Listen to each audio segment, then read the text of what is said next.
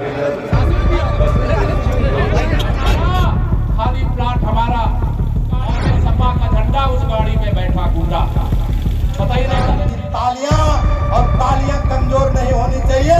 ये स्वागत का क्रम चल रहा है, तब तक आप जो 500 बढ़ा सकते हैं, मैं उनका विशेष और अभिनंदन करूंगा, क्योंकि 500 साल बाद रामलला अपने जन्म स्थान पर विराजमान हुए हैं। इसी बार जब टायर भ्रष्ट हो जाए, ट्यूब एकदम खराब हो जाए, तो उसका पंचर नहीं बन सकता, वो टायर चलने के लायक नहीं रह सकता। ये समाजवादी पार्टी है, ये गुंडों, अपराधियों और माफियाओं का संरक्षण करने वाली पार्टी है, ये गरीबों का शोषण करने वाली पार्टी है। जब समाजवादी पार्टी के मुखिया श्री अखिलेश यादव जी उत्तर प्रदेश के मुख्यमंत्री थे, उस समय सपाइयों का नारा खाली प्लाट हमारा था कि नहीं था? बताओ, भूल गए कि याद है? सपाइयों का नारा खाली प्लाट हमारा। और सब जब ये मुख्यमंत्री थे उस समय, एक ही कोई गाड़ी अगर रास्ते से जा रही हो, दूसरा गाड़ी में क्या रहता था? जिस गाड़ी में सपा का झंडा, उस गाड़ी में बैठा गुंडा। पता ही रहता था कि नहीं रहता था? रहता था कि नहीं रहता था?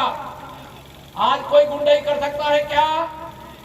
आज आपकी कोई जमीन, मकान, दुकान पर कब्जा कर सकता है क्या? आज कानून व्यवस्था चुस्त और दुरुस्त है। समाजवादी पार्टी के गुंडे, माफिया, दंगाई या तो यूपी छोड़ करके भाग गए हैं, या तो जेल में भेज दिए गए।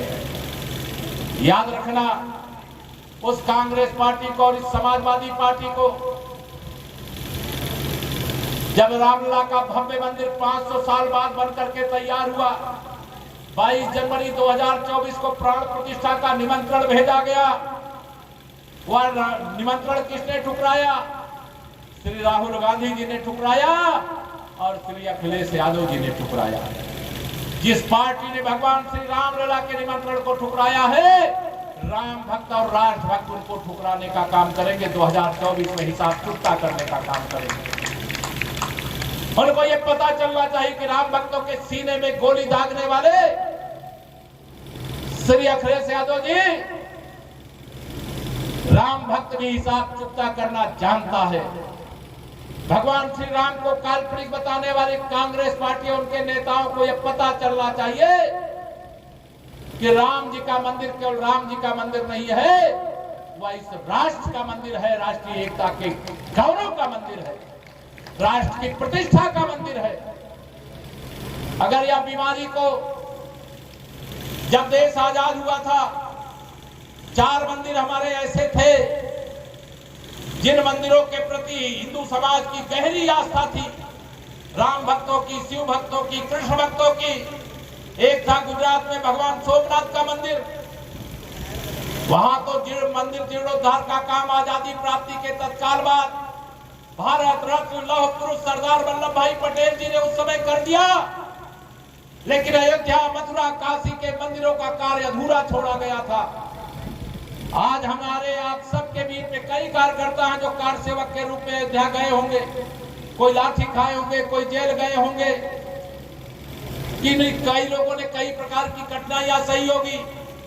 मैं आप सब लोगों को आज यहाँ पर आह्वान करना चाहता हूँ, 2024 के चुनाव में अभी बहुत कुछ करना है। भारत को विश्व गुरु बनाना है, भारत को विकसित राष्ट्र बनाना है, महिलाओं का सशक्तिकरण करना है। ये बेटियां हमारे सामने बैठी हुई हैं। देश के प्रधानमंत्री माननीय नरेंद्र मोदी जी का एक ही लक्ष्य है, महिला सशक्तिकरण। उनका एक ही लक्ष्य है, गरीब को अमीर बनाना।